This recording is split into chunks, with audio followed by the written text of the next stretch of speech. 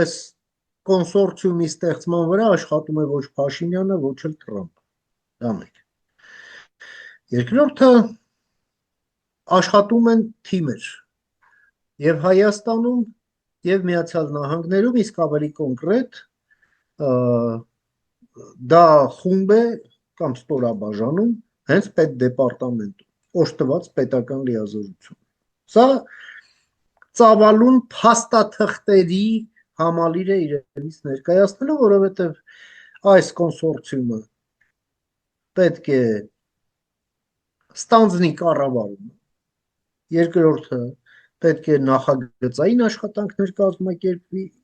պետք է կառուցապատման աշխատանքներ կազմակերպի, պետք է ներդրումներ ներգրավի,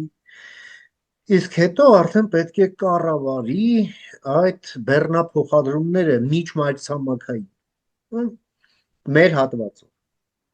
Բնականաբար այս ամենը պահանջում է այսպես ֆունդամենտալ իրավաբանական ամրագրք եւ դա մի օրվա աշխատանք չէ, բայց առաջիկա շաբաթներին մենք կունենանք դրա արդյունք։